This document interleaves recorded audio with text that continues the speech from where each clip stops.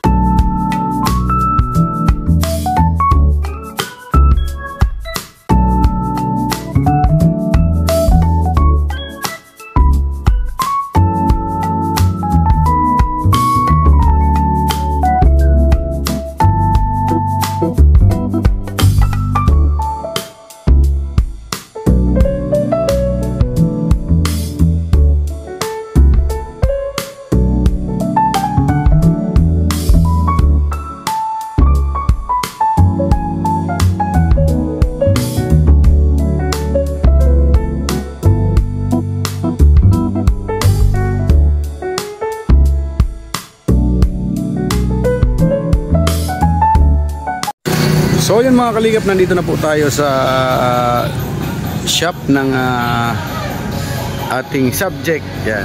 Ito po ang kanyang salon-salon. Yan. Grabe nakalapat po mga Kalingap sa lupa, mabubulok agad dyan.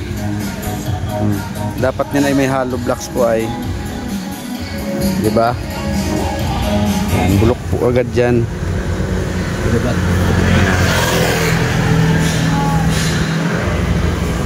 At ito naman po ang loob ng kanyang shop. Yan ang salamin ay pambahay. Bira yan, yan. At ang kanyang upuan. Grabe yan. At ito po ang sistema ng kanyang tinitirhan ngayon.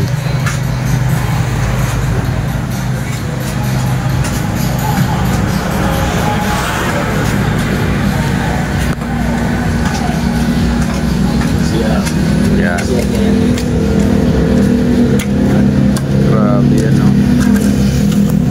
Yan po ang kanyang mga gamit mga Kalingap po. Kalapat din.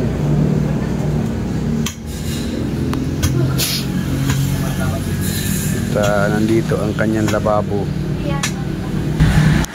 Nakita po natin siya kanina nagtambak. Ito, nandito po siya. Nagsasarili pong hukay at wala daw po siyang pambayad sa sa trabahador. Yan. Eh grabe oh. Naghuhukay po siya ng para sa Poso Negro po. At the same time pag kahukay niya po diyan, tinatambak niya po dito sa loob. Yan po.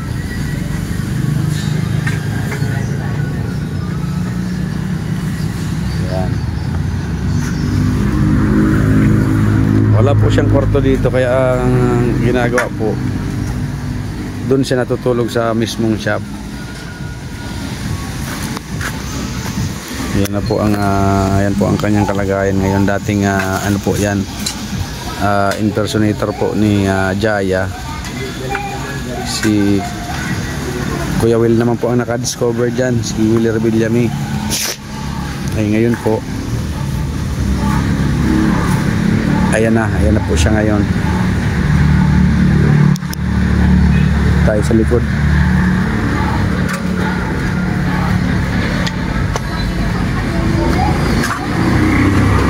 Yan po ang likod. Pawid lang po itong kalahati na ito.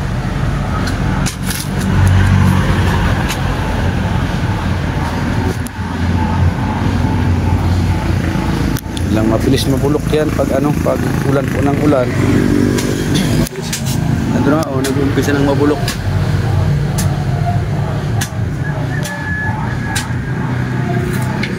Ang ganda po sana dito, half body, half concrete, kahit lang, 3 patong na hollow blocks. Pwede na po sana dito sa kanya. So yun nga po, sa kadahilan ng wala man po siyang budget, wala man siya mga ipagawa, yan direkta na po, direktang plywood na po. Yan po ang ginagawa niya ngayon, naguhukay ng ng gagawin pong Poso Negro.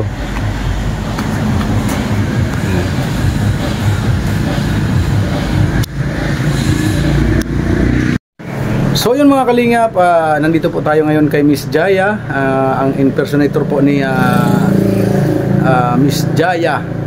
Kumbaga ito po ay Jaya. At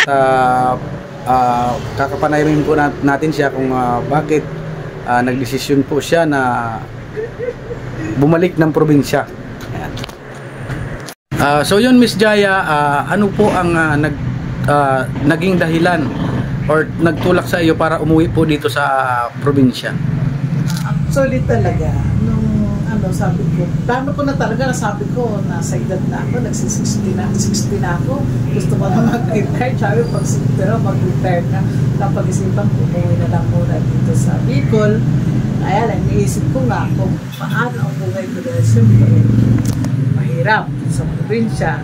So, ito na lang ang ginawa ko pag uwi ko nga, mga February. Pero hindi pa rin ako labas. Lumabas na ako mga August. So naisipan ko mag-put up na lang ng salon dahil nag-offer naman sa akin dito na kung gusto ko yung pwesto. So napag-isipan ko pwede dahil naghahanap na talaga ako ng pwesto. Yun ngayon. Yung naiipong ko sa pagkanta-kanta dito sa probinsya. So naiipong ko, ito na yung nagagastos ko dito. Ito po ang kanyang mini salon. Yan. Yan po, ang niya po ay nakalapat sa lupa. Kaya may tendency po talagang mabulok agad ang plywood. Yan. Ito po ang kalagayan po ng salon niya. Mini salon. Kumbaga, dito na din po siya natutulog. Ay siyempre nag-aalala din po tayo at medyo hindi naman konkreto, harawal ang bahay. Kaya siyempre medyo nag-aalala din po tayo. Isa din po baga tayong entertainer, isa rin po tayong singer. Kaya yun po.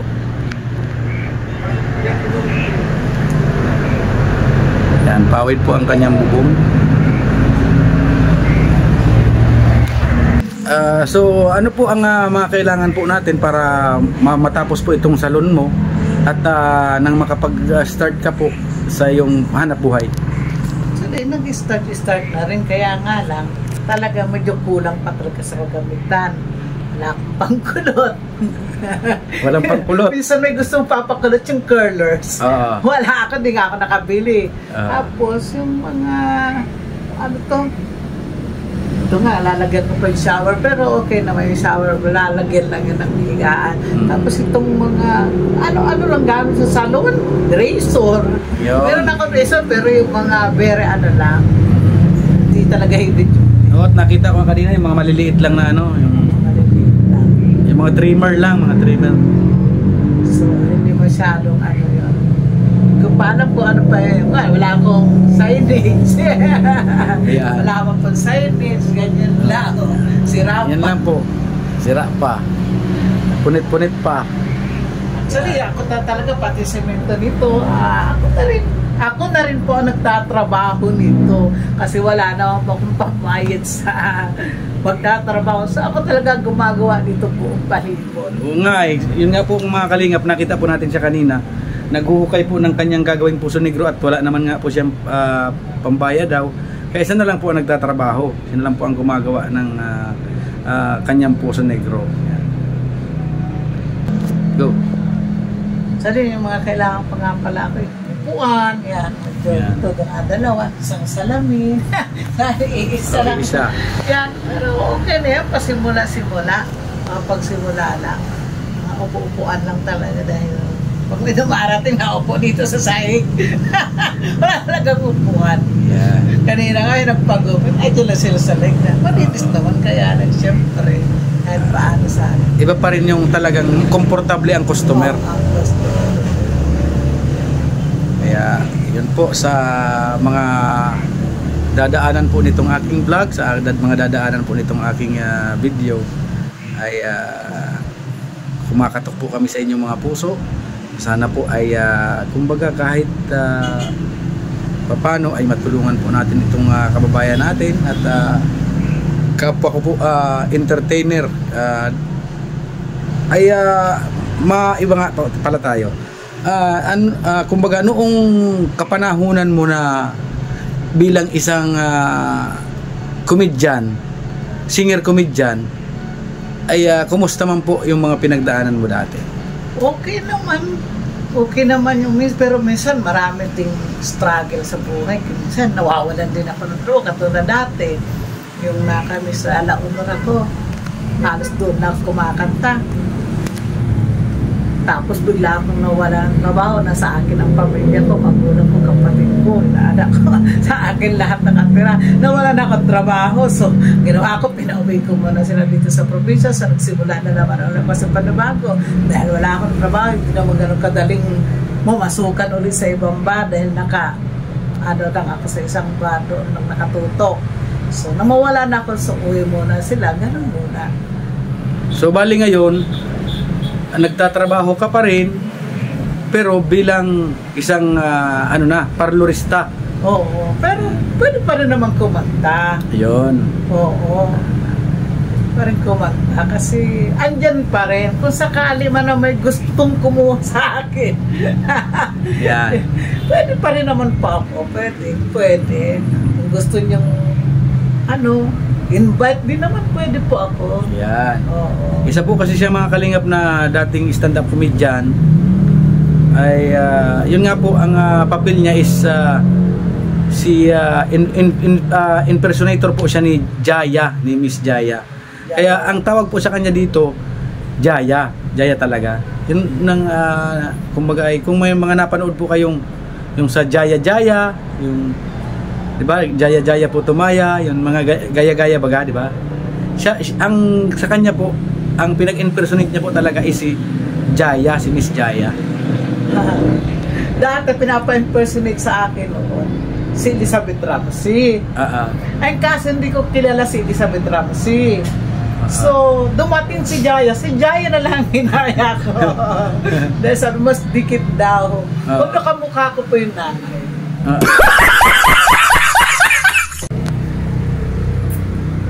So yun Miss Jaya, pwede ka bang mag-sample? Pwede ba nating marinig ang isang sample dyan na talagang para mapatunayan ng ating mga viewers na ikaw nga si Jaya.